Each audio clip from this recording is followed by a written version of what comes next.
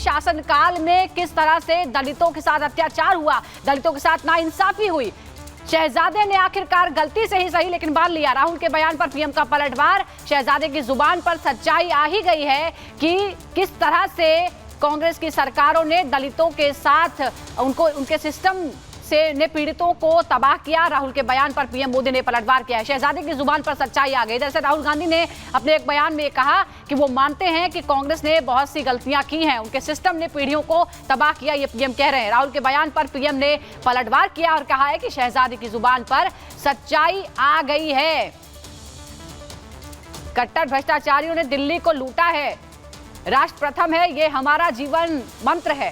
राहुल के बयान पर पीएम मोदी ने जोरदार पलटवार किया। अब 2 चरणों का चुनाव बाकी है, 6ठा और 7वां चरण। इस दौरान जो प्रचार है वो और ज्यादा तीखा और तेज होता जा रहा है और वार पलटवार का सिलसिला भी लगातार जारी है। प्रधानमंत्री मोदी ने जोरदार पलटवार किया राहुल गांधी पर। लगातार हम तस्वीरें आपको दिखा रहे हैं और आपको बता रहे हैं कि आखिर ये बयान क्या था। राहुल गांधी ने स्वीकारा कि कांग्रेस की सरकारों ने गलतियां की हैं और इस पर पीएम मोदी ने पलटवार किया और कहा कि शहजादे की जुबान पर सच्चाई आ गई है। उनके सिस्टम ने लोगों को तबाह किया, कई पीढ़ियों को बर्बाद कर दिया।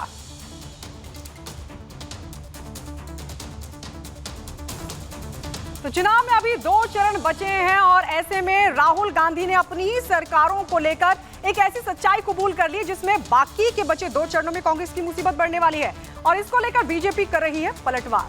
पूरी खबर इस रिपोर्ट में आपको दिखाते हैं।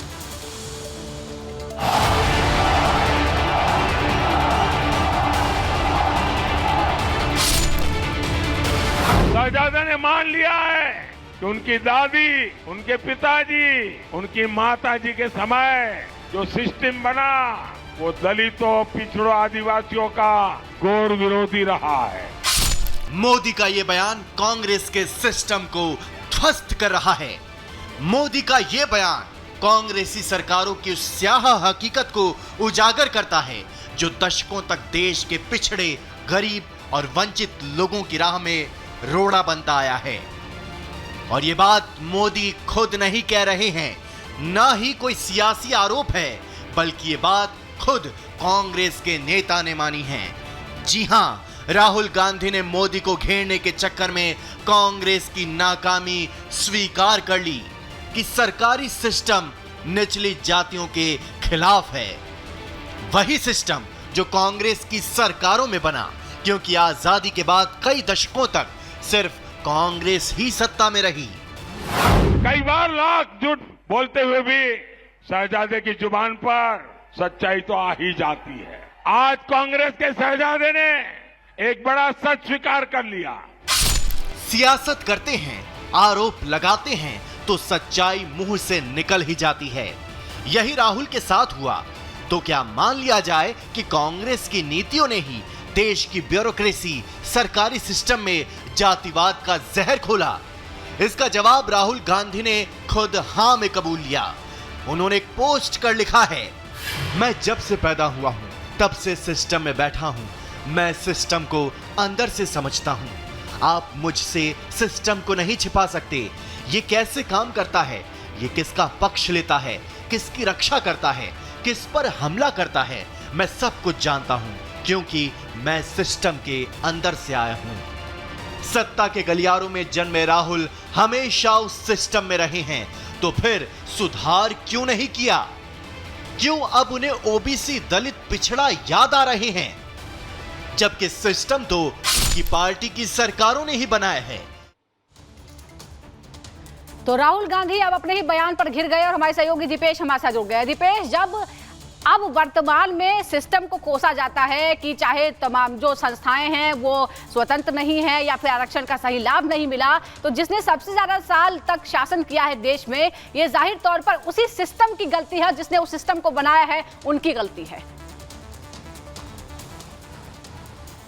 और बिल्कुल वही मानते हुए राहुल गांधी साफ तौर पर सुझाता नजर भी आ रहे हैं। कहावत आपने सुनी होगी, अपने पैर पर कुल्हाड़ी मारना। कुछ यही आज राहुल गांधी कर बैठे और यही कारण है कि अब उस पर चौतरफा घिरते हुए नजर आ रहे हैं। और ये कोई पहली बार राहुल गांधी ने स्वीकार नहीं किया है। याद करिए, राजीव गांधी ने भी यही कहा था कि हम 1 रुपया रिलीज करते गए और वो पहुंचते पहुंचते मात्र पैसा भर बचता है। तो ये सच्चाई जो है वो समय समय पर उजागर होती रही है और इस बार चुनाव के पहले राहुल गांधी का इस बात को स्वीकार करना इस बात की तरफ इशारा कर रहा है कि कैसे अभी तक दलितों, पिछड़ों, आदिवासियों और गरीबों का शोषण होता रहा है। और यही कारण है कि पिछले 70 सालों से लगातार जो सरकारें आती हैं वो सिर्फ और सिर्फ उनके उत्थान की बात करती है।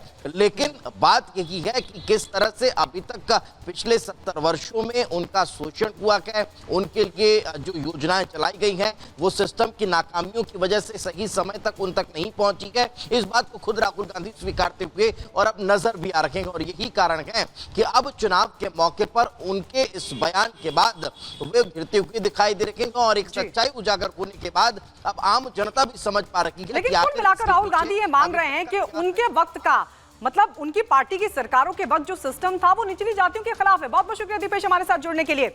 और इस बीच एक बड़ी खबर आपको बता दें, और बड़ी खबर है कि सीएम अरविंद केजरीवाल के घर जाएगी आज एसआईटी। ये बड़ी खबर आपको बता दें, आज दिल्ली सीएम के घर जाएगी एसआईटी सुनीता केजरीवाल से करेगी पूछताछ, अरविंद केजरीवाल के माता पिता से भी पूछताछ करेगी। तो आपको बता दें, स्वाति मालीवाल के साथ बदसलूकी का मामला जिसमें एसआईटी गठित कर दी गई है। एसआईटी आज दिल्ली के सीएम अरविंद केजरीवाल के घर जाएगी, यानी सीएम हाउस जाएगी और पिटाई का सच जानने की कोशिश करेगी। इसी कड़ी में अरविंद केजरीवाल की पत्नी सुनीता केजरीवाल से भी एसआईटी करेगी पूछताछ। जानकारी यह भी है कि अरविंद केजरीवाल के माता पिता से भी पूछताछ आज की जाएगी।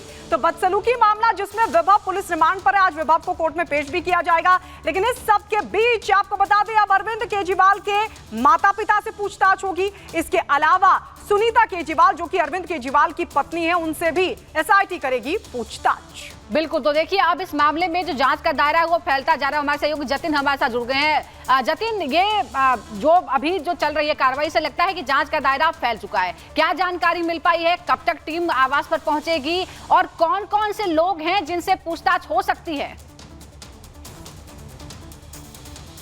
जी बिल्कुल, देखिए सुबह तकरीबन 11:30 बजे के आसपास जो एसआईटी बनाई है दिल्ली पुलिस ने, जिसको एडिशनल डीसीपी जिंता खुद लीड कर रही है, वो 11:30 बजे सीएम आवास पहुंचेंगी। दरअसल दिल्ली पुलिस का कहना है कि 2 दिन से सीएम आवास से समय मांगा जा रहा था, क्योंकि स्वाति मालीवाल जो कि इस पूरे केस में विक्टिम है, उन्होंने मजिस्ट्रेट के सामने जो बयान दर्ज कराए थे उसमें ये साफ तौर पर बोला कि जिस समय वो अरविंद केजरीवाल के घर पहुंची और रेजिडेंस जहां पर अरविंद केजरीवाल रहते हैं उस सेक्शन में गई, तो वहां पर सुनीता केजरीवाल और अरविंद केजरीवाल के माता पिता बैठे हुए मिले थे। नाश्ता वो उस समय कर रहे थे। स्वाति मालीवाल ने उनको विश किया, उनको ग्रीटिंग किया और उसके बाद वो सीधा ड्राइंग रूम में जाकर बैठ जाती हैं। हालांकि मजिस्ट्रेट के सामने जब ये स्टेटमेंट दिए गए और दिल्ली पुलिस ये कहती है कि इस केस से जुड़े हर किसी के स्टेटमेंट दर्ज किए जाएंगे। इससे पहले सीएम आवास के जो कर्मचारी हैं, सीएम सिक्योरिटी में तैनात लोगों के भी स्टेटमेंट दर्ज किए गए।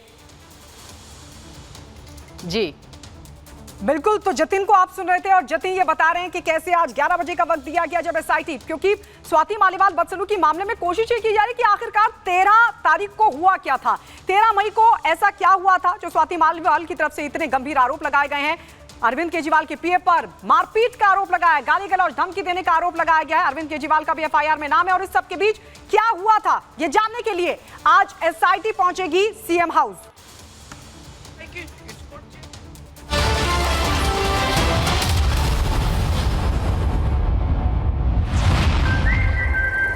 जेके टायर, देश का टायर।